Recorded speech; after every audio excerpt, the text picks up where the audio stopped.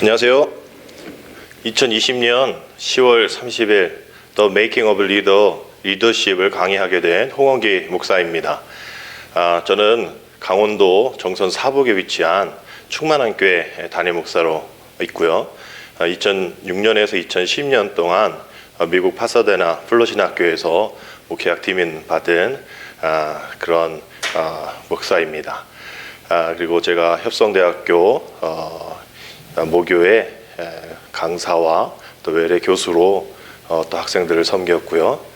지금 2016년부터 지금껏 국제 선교 훈련원을 또 섬기며 또 강의하고 있습니다. 오늘도 한 30분 정도 되겠지만 이 시간을 통해서 하나님 우리를 리더로 만들어 가시는 그 과정들을 함께 나누기를 원합니다. 먼저 주교재 소개해 드리겠습니다. 여러분들 시간 되실 때에 또 구입하셔서 함께 보시면 또 좋은 책들, 또 리더십에 관한 많은 책들이 있겠지만 몇 개만 소개해 드리도록 하겠습니다. 제가 미국 플로신학교에서 리더십을 강의하셨던 로버트 클리턴 교수님의 영적 지도자 만들기라는 이 책 추천하고요. 또 그 다음으로 평생 사역을 꿈꾸는 리더라는 책입니다. 로버트 클린턴 교수님 아들이 지은 책인데 또 귀한 지도자의 어떤 비전들, 사명들을 잘 알려주고 있는 거고요.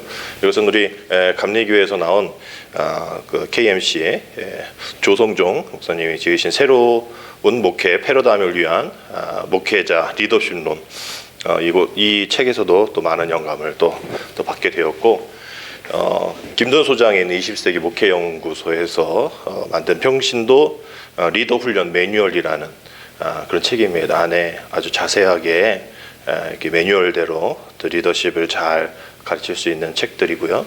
또 오래된 책이지만 그냥 간단하게 목차만 봐도 좀 쉽게 알 수 있는 프리셉트에서 나온 한스 핀젤, 리더가 저지르기 쉬운 10가지 실수에 대한 이야기를 이따가 또 하도록 하겠습니다. 코로나19로 많은 어려움들 가운데에 위기를 맞고 있죠.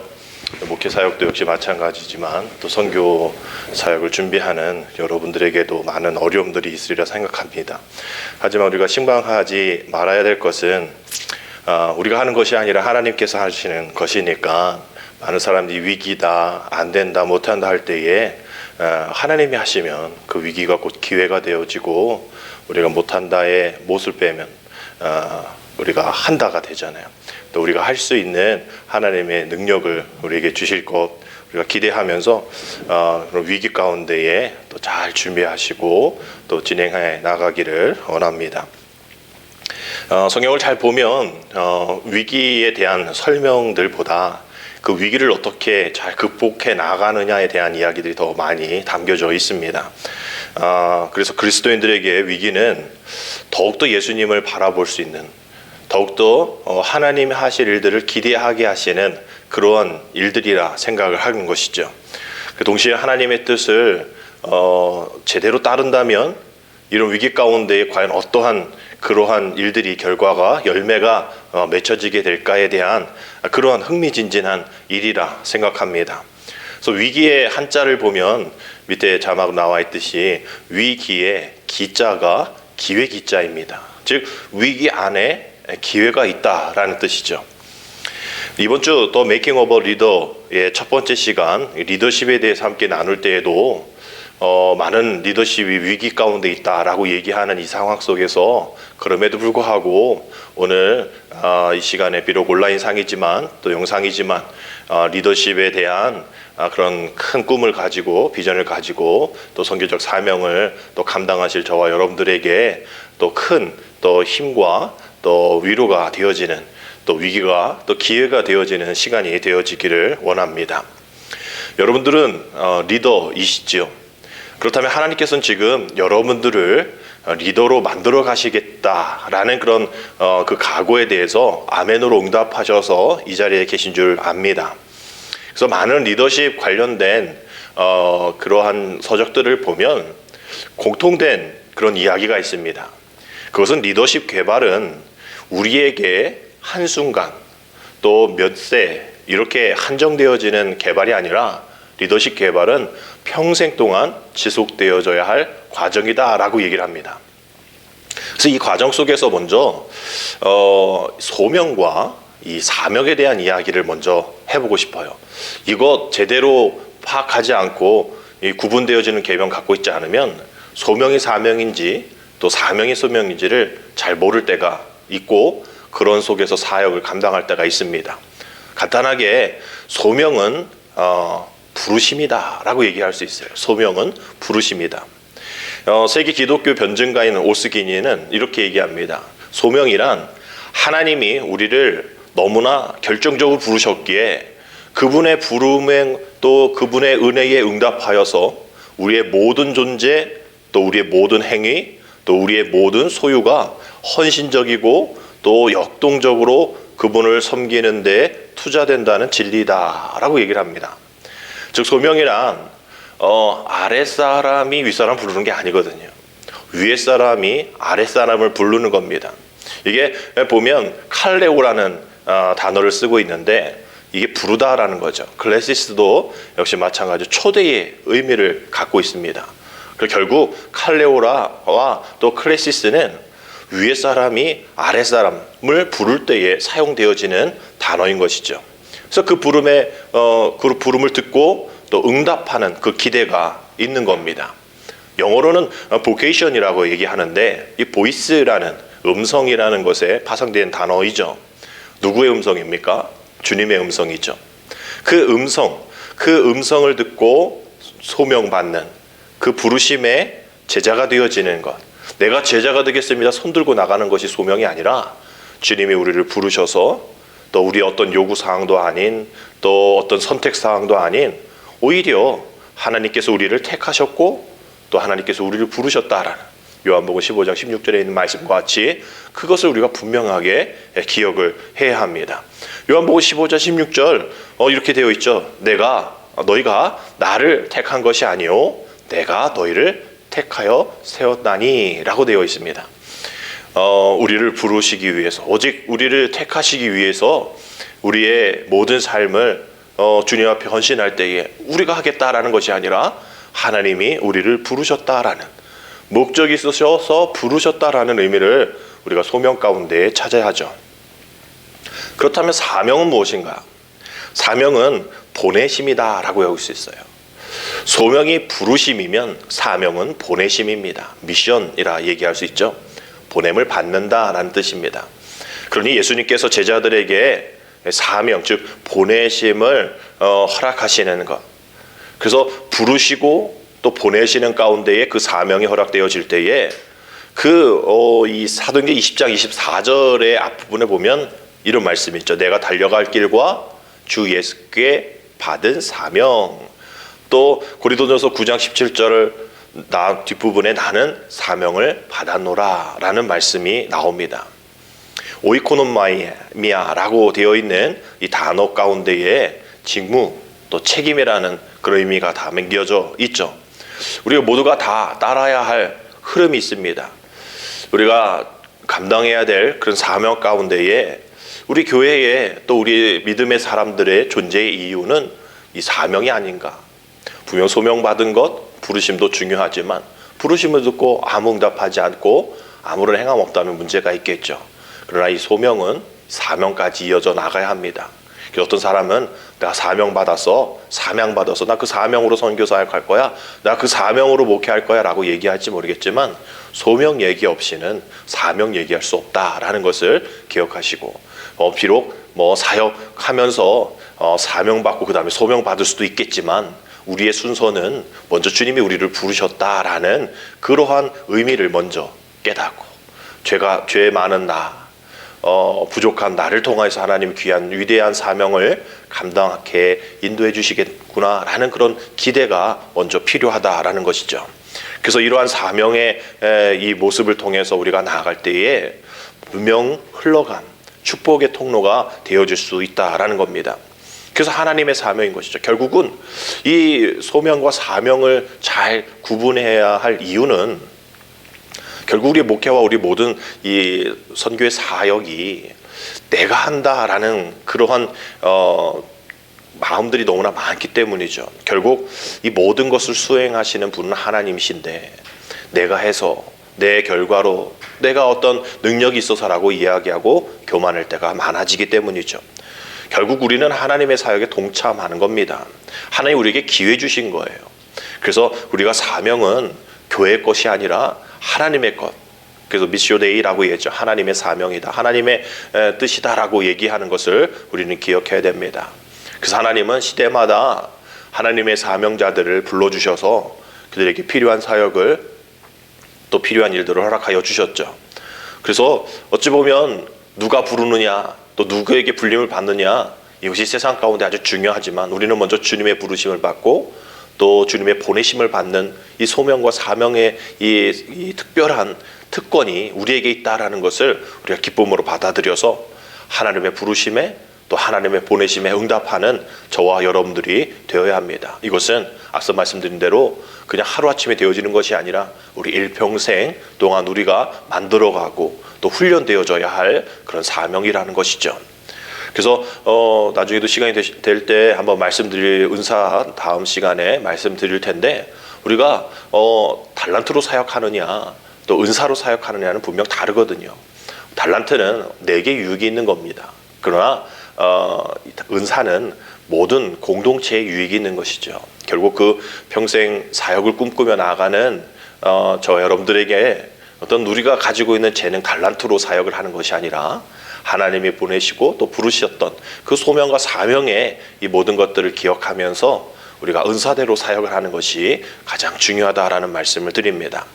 먼저 오늘은 리더십 강의니까 리더십에 대한 약간의 정의를 한번 내려보면요. 리더십의 어는 앵글로색슨어의 레덴이라는 단어에서 나온 리텐이라는 것의 어근을 갖고 있습니다. 이것은 우리가 이 리더라는 그 개념은 투고 가다라는 그런 의미가 담겨져 있는 거죠. 동적인 성격이라는 거예요. 가만히 앉아 있는 것이 리더가 아니라 움직이는 것. 나를 따르라 이끄는 그런 사람을 리더라고 얘기를 하죠. 그래서 리더십 정의를 많은 책들에서 또 살펴보면서 정의라는 거를 사실상 어떤 리더십에 대한 정확한 이 정의를 내리기는 좀 어렵겠죠. 이따 종합적으로 말씀을 드리겠지만 여러 정의들이 있습니다. 첫 번째 보면 리더십은 혼자 리더를 감당하는 게 아니라 두 사람 이상 공동 구성원들의 이 상호 또 관계 또 작용을 나타낼 수 있는 집단 현상이다라고 얘기했죠. 혼자의 리더가 되겠습니까? 그러니까 두 사람 이상의 구성원이 있어야 하고, 두 번째는 리더십은 어떤 사람으로서가 아니라 영향력이 있어야 한다라는 거죠. 영향력으로 어떤 일들이 일어나야 된다라는 거예요. 그래서 그 리더를 사람들이 그 사람을 쫓아가는 것이 아니라 그 리더가 발휘되어지는 또 행하는 그 영향력들을 쫓아간다라는 것을 기억해야 합니다. 그리고 세 번째는 결과가 있어야 한다는 거죠. 내가 리더예요. 내가 리더로서 뭘 하겠습니다 했을 때에 아무 일이 일어나지 않으면 안 되는 겁니다. 분명 목적 달성이 있어야 한다는 거죠. 이렇게 상호관계 또 영향력 또 이게 조직적인 목표가 있어야 리더의 자격 또 리더의 구성에 대한 얘기들을 할 수 있다라는 거죠. 리더의 역할을 분류해 보면 전문가형 리더가 있고 또 조정가형 리더가 있고 또 문제 해결형 리더가 있고 또 인간주의형 리더가 있고 목표 추구형 리더로 나눠 볼 수가 있습니다. 그래서 유클이라는 분이 리더의 이 자질과 기술을 두 가지로 이렇게 분류했어요. 첫 번째는 그 자질을 이 어떤 상황의 적응력을 잘 가지고 있는 사람, 또 사회 환경에 민감한 사람, 또 성취 지향형인 사람, 또 확신하는, 또 협조적이고, 또 단호하고, 또 신뢰성 있고, 지배성 있고, 끈기가 있고, 자긍심이 있고, 또 스트레스에 대한 인내심이 있고, 또 책임, 부담, 의지를 갖고 있는 사람, 이런 자질을 가진 사람이 리더다라고 얘기를 하고요. 어떤 기술적인 측면에서 자질만 있어서는 안 되고, 기술적인 측면에서도 어떤 그 지능이나 지성도 겸비해야 하고요. 또 개념적인 기술을 할 수 있어야 하며 창조성이 있어야 하고 또 외교성 같은 그런 일들이 있어야 되고 분명히 또 언변 능력이 있어야 됩니다. 또 집단 업무에 대한 그런 지식들이 있어야 되고, 조직력이 있어야 되고, 설득력이 있어야 하고, 또 사회적 기술을 가지고 있어야 한다라고 얘기를 해요. 그래서 존 맥스웰 목사님이 5단계 리더십을 이렇게 얘기를 합니다. 아주 중요한 이 과정인 것 같아요. 우리가 과연 어느 단계의 리더십을 발휘하고 있는지를 체크해 볼 수 있는 시간입니다. 첫 번째는 지위의 단계이죠. 사람들이 의무감으로 따른다, 이런 어떤 그 단계입니다. 이 단계의 영향력은 그냥 어떤 우리가 맡겨진 그 일에 대한 설명의 한계를 뛰어넘지 못합니다. 처음부터 어떤 영향력과 결과를 가지고서 그 사람들 나를 따르라 할 수가 없는 거죠. 차근차근 리더는 그 단계에 대한 이야기를 하면서 설명을 잘 하면서 이해를 시켜야죠. 그래서 이 단계에 오래 머물게 되어지면 사람들이 왜 아직도 이 단계지? 아직도 왜 설명만 하지? 왜 뭔가 보여지는 게 없지라고 생각해서 사람들이 많이 떠나가는 단계입니다. 회사에서는 이직률이라고 얘기했죠. 그렇게 사기가 떨어지는 거예요. 그래서 이러한 일들을 이 단계에서는 좀 빨리 벗어나고, 두 번째 단계는 허용의 단계입니다. 사람들이 원해서 따르는 거죠. 우리 어떤 강좌를 열어놓고 필요한 강좌 들어오세요. 이러면 그 사람들이 자기가 원하는 그런 배우고 싶은 그런 강좌를 들어가는 건 아닙니까? 그런 단계라 생각하면 됩니다. 어떤 그 지위, 어떤 그 권위, 그 이상 넘어가진 않아요. 그냥 내가 필요해서, 내가 원해서 당신들은 나의 욕구, 내 욕망을 충족해줘야 합니다라는 그런 수준인 것이죠. 근데 이제 리더자들은 이때부터 좀 재밌어야죠. 내 강좌에 많은 사람들이 들어왔구나. 나를 또 기대하고 있구나. 이런 생각을 가지고 또 재미가 이제 있기 시작합니다. 그렇지만 이 재미로만 끝나면 안 돼요. 그 다음 강좌는 아무도 안 들어옵니다. 그 강좌 들어봤더니 아무 내용도 없어. 시간 낭비야. 이렇게 소문이 나면 안 되잖아요. 그래서 계속 요 단계에 너무 오래 머물렀으면 안 된다는 거죠. 이제 세 번째 단계, 생산적인 단계에 가야 합니다. 이제 조직을 위해 사람들이 또 리더가 조직을 위해 일하는 것으로 분위기가 보여지는 거죠. 잘 들으셔야 됩니다. 조직을 위한 일입니다. 이 세 번째 단계는. 그래서 이 단계 사람들이 또 리더가 또 성취감을 느껴요. 이 조직에 또 이러한 역할을 또 감당했구나. 또 이러한 영향력을 내가 받고 있구나. 그래서 사람들과 리더들이 이 조직에 대해서 긍정적인 그런 생각을 하는, 그래서 좀 자리 잡고 있는, 그래서 존경심도 리더에게 좀 주는 그러한 모습들이 있습니다. 그래서 이제 탄력을 받을 수 있는 그러한 일들이 있는 거죠. 그래서 이전에 1단계, 2단계 어려움들이 좀 해결되어지는 그런 관계, 그런 리더십의 단계입니다. 근데 여기서 끝날 게 아니라 이제 네 번째 단계, 인력 개발을 해야 될 단계이죠. 재생산을 얘기합니다. 이제 사람들이 그 리더의 그 사람을, 또 그 사람의 영향력을 이제 보면서 따라오게 해야 한다는 것이죠. 그래서 보면 이제 아는 거죠. 3단계 이상 지나면 그 리더가 어떤 사람인지, 또 그 리더가 행하는 그 영향력, 아까 말씀드린 대로 사람으로만 끝나면 안 된다 그랬죠. 그 사람으로 이루어지는 그 리더십의 영향력들이 무엇인지를 이제 보게 되어지고, 이제 그때부터 이 4단계부터 이 조직이 성장을 보이게 되는 겁니다. 그래서 이 단계에서 이제 리더는 초점을 바꿔야 돼요. 이전부터 계속 설명하고, 이전에 그냥 이렇게 이끌고 그냥 밀고 땡기는 그런 수준이 아니라, 이제 그들을 격려하고 또 그 어떤 수준에 오르게끔 잘 도와준 후에 이제 그 다음 단계로 넘어갈 수 있도록 이렇게 도와주는 그런 역할이 필요하다라는 것이죠. 이때부터 장기적인 성장이 일어나게 되어지는 겁니다. 이때부터 사람을 세우는 그런 부분들이 필요하다는 거죠. 아마 이때쯤에 영향력 리더십을 가지고 있는 목사님, 선교사님들은 아주 목회할 맛이 나고, 또 이제 척하면 척하는 아는 그러한 이 계획 속에 잘 진행이 되리라 생각합니다. 그러나 여기까지도 중요하지만 여기서 머물러 있으면 세상과 다를 바 없는 리더, 또 다를 바 없는 공동체가 되겠죠. 우리에게는 아주 중요한 마지막 단계가 남아 있습니다. 이것은 인격이라는 단계죠. 제가 플러시드 학교에서도 리더십 강의를 들을 때에 로버트 클린턴 교수님이 늘 강조하는 부분이 바로 이 부분이었습니다. 존경, 사람은 존재, 인격, 됨됨으로 사역이 진행되어지는 것이다. 저는 그때 그 말이 잘 몰랐고 이따 또 더 자세하게 설명드리겠지만 존재, 됨됨이로 사역을 한다? 저는 인정하지 않았어요. 많은 학식이 있어야 되고 또 박사과정 잘 지나고 PhD든 또 다른 과정을 통하여서 얻어지는 지식으로 어떤 리더십이 발휘되어지는 거지라고 생각했지만 그것은 4단계까지인 거예요. 그 이상 넘어가지 못합니다.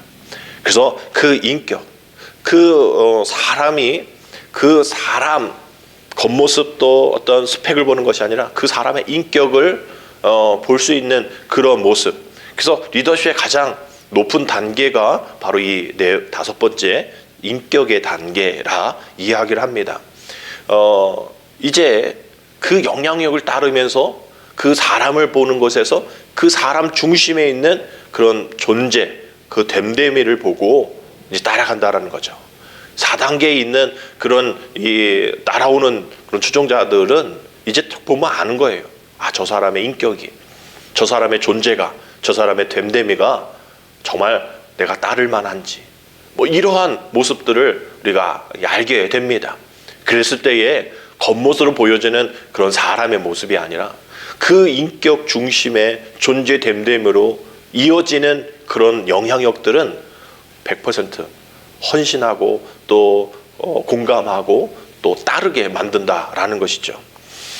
결국 앞서 얘기하는 것처럼 사람을 따르지 않는다라고 얘기했을 때 말씀드린 그 사람은 스펙, 겉모습, 남이 그냥 알고 있는 그런 모습들을 이야기하는 것이고 그 이후의 영향력 또 그 이후에 그 사람 존재 됨됨이 그것을 보고 따라오게 또 따라가야 또 이끌어야 한다라는 것이 이 리더십의 마지막 단계라고 생각하면 됩니다. 이것을 누가 이뤄냈었습니까? 우리 예수님이 이뤄내셨죠. 예수님의 리더십이 바로 이러한 리더십을 가진 분이십니다.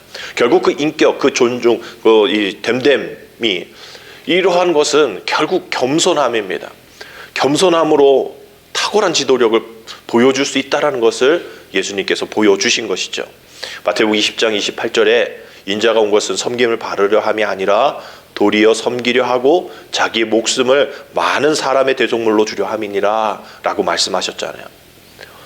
주님의 귀한 리더십을 우리가 함께 배우며 나아가기를 원할 때에 다른 원칙이 있었던 것이 아니에요. 그 겸손함으로 하나님 앞에 순종함으로 제자들 개개인에 맞춘 그런 어떤 이 리더십, 성경의 말씀의 율법에 근거한 그러한 리더십, 그 자신에게 허락되어질 그 어떤 유익도 버리고 포기하고 분명한 비전과 목적이 있다면 자신을 희생하며 나아가는 그런 리더십이 필요하다라는 거예요. 그래서 우리는 이 마태복음 23장 3절에서 12절 말씀을 우리가 그냥 쭉 읽지만 그 안에 리더자가 갖춰야 될 이 영향력들 또 요건들이 10가지가 3절부터 12절까지 쭉 담겨져 있습니다. 한번 자세하게 살펴보면 3절에서 그러므로 무엇이든지 그들이 말하는 바는 행하고 지키되 그들이 하는 행위는 본받지 말라. 그들은 말만 하고 행하지 않는다라는 말씀이 있잖아요. 첫 번째는 리더자들이 갖춰야 될 첫 번째 요건은 바로 일치되는 말과 행동을 해야 한다라는 겁니다. 뭐 다른 얘기니까 간단하게 한번 나와 볼게요. 두 번째는 4절입니다. 또 무거운 짐을 묶어 사람의 어깨에 지우되 자기는 이것을 한 손가락으로도 움직이려 하지 아니한다라는 말씀을 통해서 두 번째는 지시하기보다는 일을 함께하는 자여야 한다라는 이야기입니다. 세 번째는 5절입니다.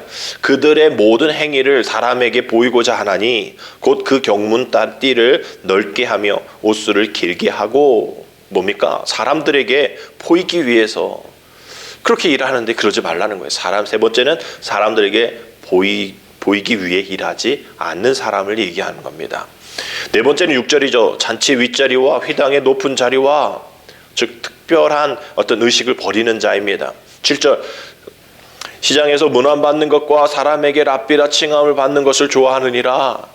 칭찬에 교만하지 않는 자가 5번째. 6번째는 8절입니다. 그러나 너희는 랍비라 칭함을 받지 말라. 너희 선생은 하나요 너희는 다 형제니라. 어떤 직책에 우월감 갖는 그런 사람 그거 버려야 한다라고 얘기를 합니다. 7번째는 9절입니다. 땅에 있는 자를 아버지라 하지 말라. 너희 아버지는 한 분이시니 곧 하늘에 계신 이시니라. 7번째는 하나님과의 관계를 잘 아는 자인 것이죠. 8번째는 10절입니다. 또한 지도자라 칭함을 받지 말라. 너희의 지도자는 한 분이시니 곧 그리스도이시니라 라고 되어 있죠. 모든 영광 하나님께 예수님께 올려드리는 그러한 사람이 리더다라고 얘기하는 겁니다. 번째는 11절에 너희 중 큰 자는 너희를 섬기는 자가 되어라 하리라 라고 되어 있어요. 즉 사람들의 필요를 채워주는 자가 리더다라는 것이죠. 마지막 10번째는 12절입니다. 누구든지 자기를 높이는 자는 낮아지고 누구든지 자기를 낮추는 자는 높아지리라. 예수님의 리더십과 같이 섬김의 리더십, 섬김의 삶을 사는 자가 리더다라고 얘기해요. 21세기에 교회가 직면한 리더십의 위기를 이야기할 때마다 리더가 있냐 없냐, 배울 만한 사람 없다, 따를 만한 사람 없다라고 얘기를 합니다. 그러나 정확하게 얘기하면 리더가 별로 없는 것이 아니라 리더로서의 가능성을 가진 사람들은 많은데 그들이 제대로 영향력을 끼칠 수 있는 일들을 만들어내지 못하고 또 그 일들을 양성하지 못하는 것이 진짜 문제다라고 생각을 하는 것이죠.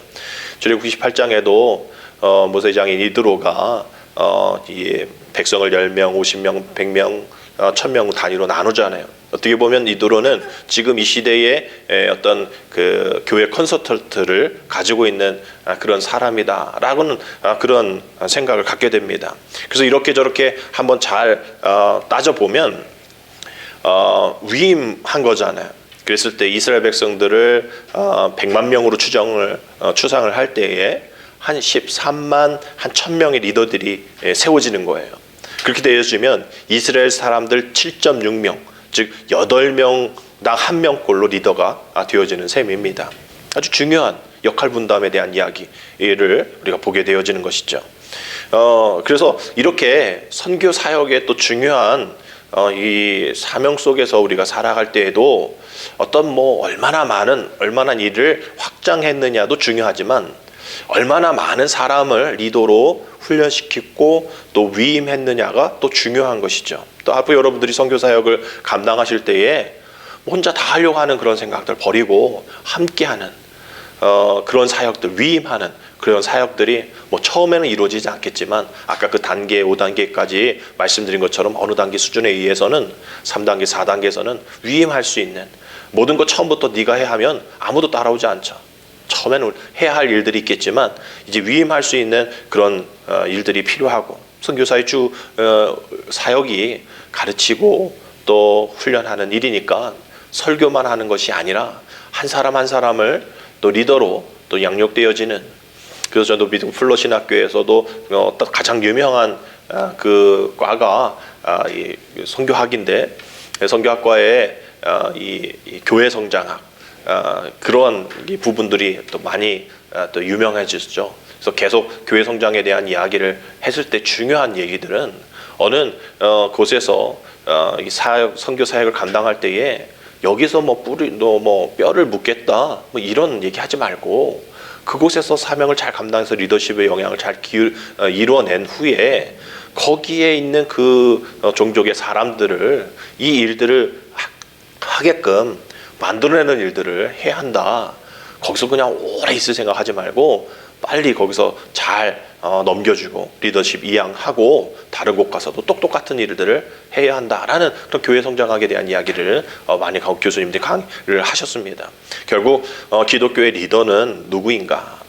그 아까 말씀드린 존재의 됨됨이로 사역을 하면서 적절한 능력을 가진 하나님의 종으로서 어떤 특정한 상황 속에 있는 그런 사람들을 하나님의 뜻으로 또 하나님의 영향력으로 이끌 수 있는 그런 사람들.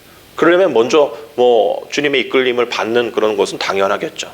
그래서 어떤 다른 사람으로부터 내가 뭔가를 받으려는 그러한 성향이 아니라 자신의 리더십으로 모든 이들을 하나님 앞에 또 영광 올려드리며 이끌어가는 그런 모습이 필요하다라는 것이죠. 중요한 것은 신뢰라는 겁니다. 아까 말씀드린 것처럼 리더를 따르는 단계가 있다라는 거죠. 신뢰를 보고 따라가는 겁니다. 또 유능함도 중요하죠. 또 스펙도 중요하고 또 학위도 중요합니다. 그러나 사역이나 목회의 성공은 몰려드는 군중의 수로 그것이 판단되어지는 것이 아니라 어떻게 잘 훈련되어지고 또 핵심 리더들의 수가 많으냐, 이것에 따라서 결정이 되어지는 것을 여러분이 기억하셔서 선교 사역이 참 힘들고 어려울 때 한번 오늘 이 강의를 좀 기억하셔서 내가 혼자 하려고 했구나, 리더십을 이양하지 못했구나, 함께하지 못했구나, 공유하지 못했구나, 이런 생각을 한번 해보셨으면 좋겠어요. 그래서 대부분 리더십의 부실이나 결핍이 다 그런 쪽에서 시작되어지기 때문이죠. 그래서 결국은 성장 곡선을 이렇게 우리가 기대할 때에 이 하나님이 세우신 교회의 성장은 어떤 뭐 갑자기 돈이 많아지고 또 막 사람들이 많아지고 이런 것도 어떤 갑작스러운 성장이 될지 모르겠지만 끝까지 주님 오실 그날까지 성장하기 위해서는 결국 이 리더를 잘 훈련시키는 코어 멤버라고 그러죠. 모든 사람들이 다, 모든 입교인들이, 모든 참여하는 교인들이 다 핵심 멤버는 아니잖아요. 그래서 리더십을 또 잘 이렇게 이어나갈 수 있는 사람들을 이렇게 훈련시키는 일들이 좀 필요합니다. 그래서 사도 바울은 디모데를, 또 디모데는 충성된 사람들을, 또 충성된 사람들은 또 그것을 배우려는 그런 사람들을 가르쳤던 것을 우리가 보게 되어지는 것이죠. 디모데후서 2장 2절 보면 또 내가 많은 증인 앞에서 내게 들은 바를 충성된 사람들에게 부탁하라. 그들이 또 다른 사람들을 가르칠 수 있으리라 라는 말씀을 우리는 기억해야 합니다. 결국 리더 양성만이 살 길이다 라는 것이죠. 예수님의 12제자들, 또 수많은 제자들이 있었잖아요. 그런데 불구하고 12제자들, 또 그 안에서 3명, 베드로, 야고보, 요한, 이 사람들을 핵심 멤버로 잘 양육했던 것처럼 기둥같이 여기는 사람, 우리에게 필요하다라는 겁니다.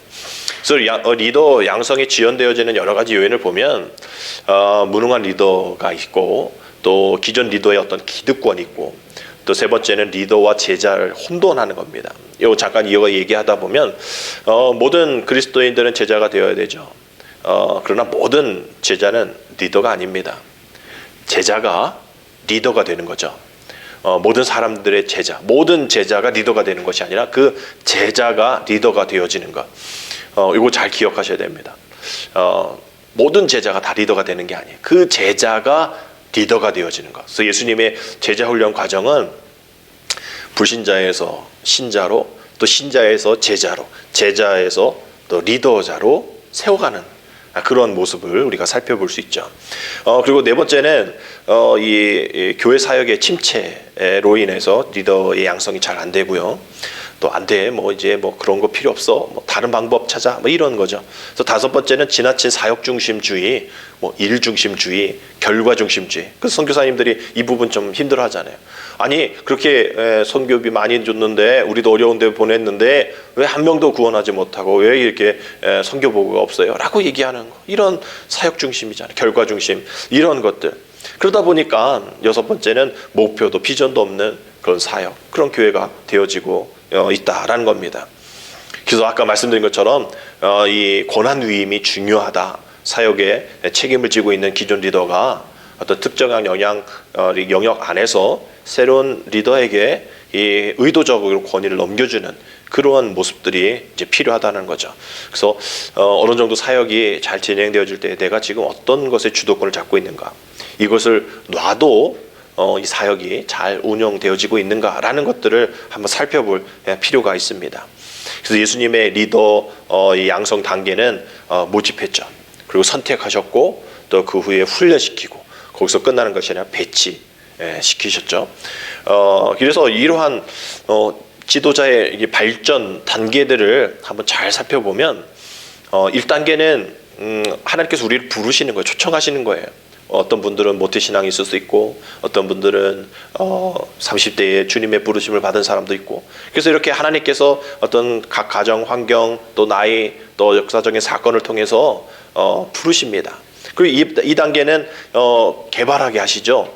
하나님께 기도하고 하나님의 음성을 듣고 또 소명받는 일, 또 중요합니다. 여기에서 체크를 해야 할 일들이 있다라는 거죠.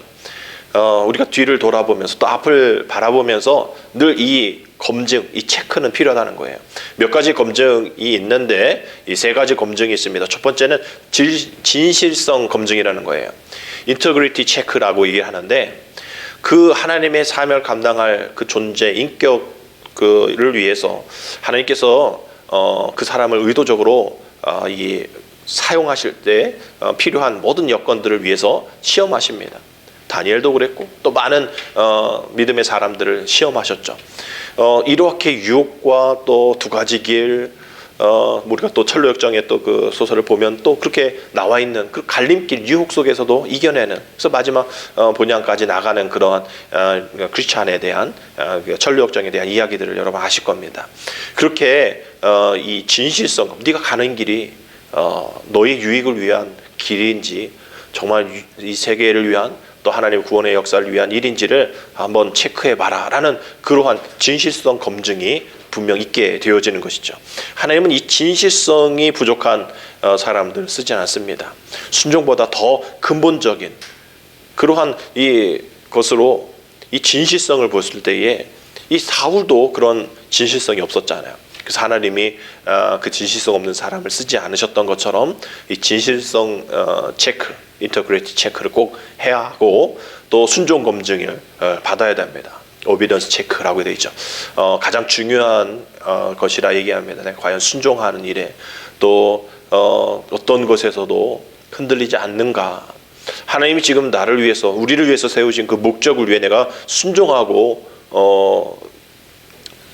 주님 앞에 나아갈 수 있는 그러한 은혜들이 내게 있는가라는 것. 뭐 내가 원하는 것을 할 수 있는 것은 누구나 하죠. 그러나 순종은 자기가 원치 않는 것으로도 할 수 있는 그런 모습이 있어야 한다는 겁니다. 세 번째는 word check, 말씀 체크입니다. 이것이 내 이야기인지 또 시대의 사조에 대한 이야기인지를 한번 체크해 봐야 된다는 거죠. 하나님으로부터 받은 말씀, 또 그것을 이해할 줄 아는 그런 기능들, 또 그 말씀이 자기 삶에서 역사하는 것들. 그래서 사무엘상 3장에 있는 것처럼 말씀하소서 당신의 종이 듣겠나이다.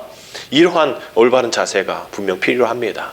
그래서 진실성 체크, 또 순종 체크, 말씀 체크를 하는 것이 필요하다라는 거죠. 그래서 이 두 번째 단계에선 그런 체크를 하면서 나아갈 때에 이제 이 사람에게 이제 기여하게 되어지는 일들이 있게 됩니다. 그렇지만 이쪽에서는 어떤 역할 또 많은 열매들이 드러나지 않아요. 많은 선교사님들이 이때 많이 좌절합니다. 아니 지금쯤이면 뭔가 일어나야 하는데, 지금쯤이면 뭔가 보고해야 되는데 뭔가 되어지지 않으니까 많은 좌절 속에 있어요. 그러나 그럴 필요 없죠. 하나님께서는 우리가 그런 단계를 거쳐서 준비하게 하고 또 체크하시면서 또 진실성을 검증하는 그 기간들은 분명 필요하다라는 거죠. 그것 없이 열매가 이루어지면 그 열매는 올바른 열매가 되어지지 않기 때문입니다. 그래서 우리의 그런 사역의 단계들을 또 진실성에 대한 체크들을 우리가 잘 하게 되어지면 하나님이 이제 이 사역을 통해서 나를 어떻게 빚어가고 계신가, 이 공동체를 어떻게 이끌어가고 계시는가, 내가 하는 것이 아니라 하나님이 하시는 것이구나, 내 안에 하나님의 형상을 드러내기 위해서 하나님이 사역하시는 거구나 라는 그런 단계까지 나가게 됩니다. 그것이 아까 말씀드린 사역은 됨됨이, 즉 존재로부터 이루어진다. 여러분 이 말씀을 꼭 기억하십시오. 사역은 존재, 즉 됨됨이로 이루어진다라는 거예요. 이 사역의 존재의 됨됨이 아직은 잘 모를 수 있고, 아직은 이 목회와 선교의 이 모든 사역 속에서 이 사역이 존재의 됨됨으로부터 이루어진다라는 것을 잘 모를 수도 있습니다. 저도 아직 다 이루은 것 아니지만 늘 중점을 가지고 살아가고 있어요. 사역은 됨됨이, 존재로부터 이루어진다. 성숙한 인격, 또 그것으로부터 그 성숙한 사역이 흘러나온다라는 그러한 이야기들을 우리가 늘 마음의 신비 가운데 새기셔야 합니다. 그래서 결국 그렇게 되어질 때에 성장과 성숙이 일어나는 것이죠. 말씀드린 데 겸손함으로 복종하고 순종하는 그런 상황 가운데 이어지는 겁니다.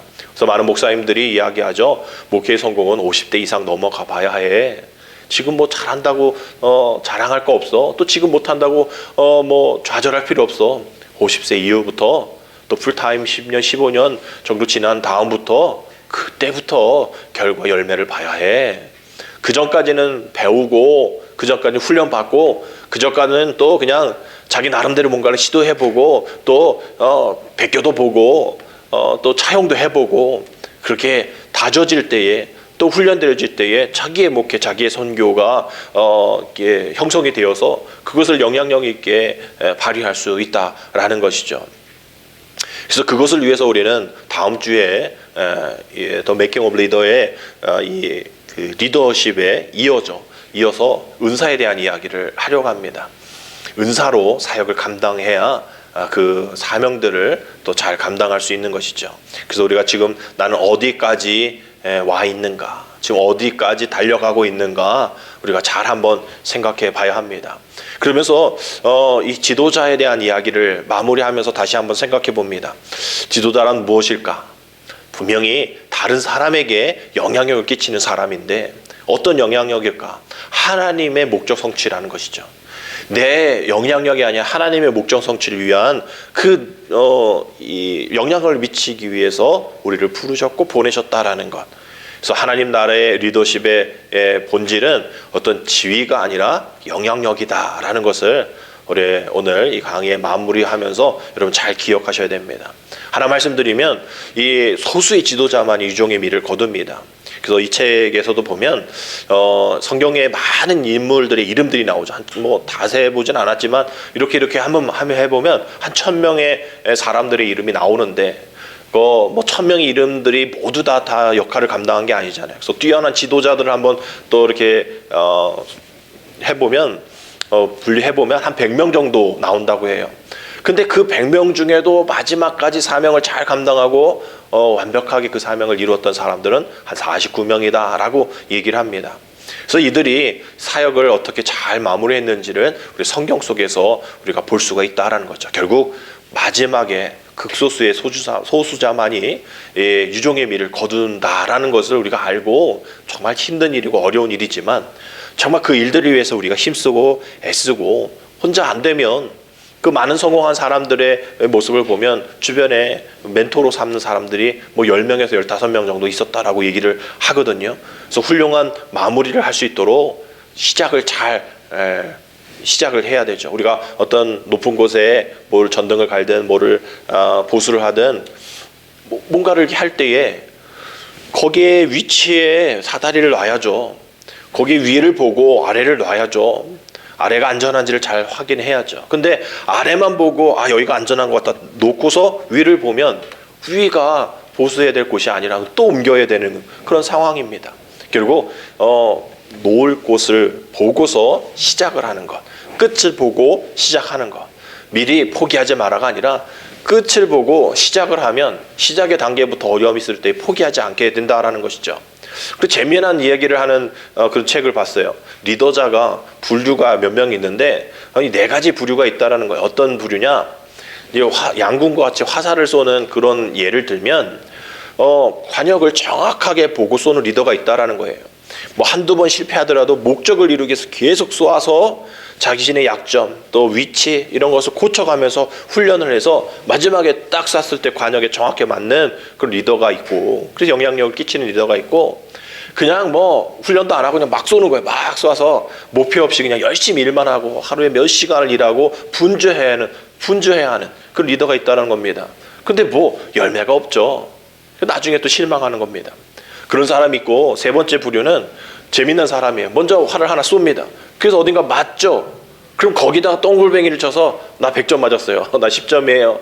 이렇게 얘기하는 사람이 있다는 거예요. 상황에 따라 그냥 목표가 수시로 바뀌는 사람이죠. 또 자기 합리화하는 사람입니다. 변명하는 사람이죠. 그래 놓고서 여기가 아니구나, 이렇게 하면 반칙이구나, 나중에 후회하고 나중에 깨닫는 그런 리더자입니다. 그리고 4번째는 어떤 사람입니까? 그래, 이 사람들은 그래도 좀 나아요. 아무 활도 쏘지 않고 아무 관역도 보지 않는 리더가 있는 거죠. 아무것도 하지 않는 거예요. 포기하는 거예요. 해서 뭐해? 게으름, 또 무기력, 우울증. 뭐 이런 그 이상의 문제가 바로 이 네 번째 리더자가 아닌가 생각합니다. 그래서 교인들이 또 선교지에 있는 사람들이 선교사에게 또 지도자들에게 바라지 않는 것은 무엇이냐 하면 제가 한 쭉 읽어드리고 오늘 강의를 마칠게요. 첫 번째는 10가지 중에 첫 번째는 자신의 삶이 변화되지 않으면서 오로지 가르침에만 관심을 두는 그런 것 원치 않고, 두 번째, 가르침이 허공을 향해 휘두는 것처럼 삶에 적용되지 않는 것만을 가르치는 것을 원치 않고, 세 번째, 자신의 이야기한 모든 것은 교인들이 다 배웠다라고 생각하는 그런 다 그런 태도를 원치 않고, 교인들의 삶에는 관심을 두지 않으면서 오직 지도자라고 하는 그 생각을 원치 않고, 가르침에 있어서도 변화, 성장하지 않는 지도자를 원치 않고, 여섯 번째, 교인들은 자신들을 내려다보는 것을 원치 않고요. 교인들은 일관성 없는 지도자를 싫어하고, 웃지 않는 지도자를 원치 않고, 감각 없는 지도자를 원치 않고, 마지막 열 번째는 적절한 권위를 나타내지 못하는 지도자를 존경하지 않는다라고 얘기합니다. 그래서 이 마지막에 얘기한 한스 핀젤이 리더가 저지르기 쉬운 10가지의 실수에 대해서 여기서도 얘기하는 것이 리더십은 영향력이다라고 얘기를 합니다. 첫 번째는 명령하달식 리더십이죠. 무조건 명령하지 말라는 거예요. 두 번째는 사람을 무시하는 업무 추진, 안 된다는 거, 사람 우선으로 둬야 한다는 것이죠. 또 확신 없는 말 하지 말고 확신 있게 이야기하고, 또 도전의 불씨를 제거하고, 이 다섯 번째는 독재적인 의사결정 하지 말고 권한 유임의 어떤 그런 철회, 믿고 맡기라 하는 거죠. 그래서 의사소통에 혼란이 있게 되어지는데 온 마음으로 대화하라는 거예요. 어려움이 있고 갈등이 있을 때에 갈등이 있게 되어지면 그게 어렵잖아요, 해결하기가. 그렇지만 해결하면서 나가야 한다. 즉 갈자, 등나무 등자가 있잖아요. 갈등이 한자 보면 이게 엉켜져서 뭐 이렇게 끊어내지 어려울 그런 상황들을 갈등, 칡갈자, 등나무 등자를 이제 표현하는 것처럼 이거 해결하기 어려워요. 그러나 온 마음으로 대화하고 해결할 필요가 있다라는 것이죠. 여덟 번째는 함께 나가야 된다는 협력 문화가 우리 동양 쪽의 문화에서는 좀 부재가 있죠.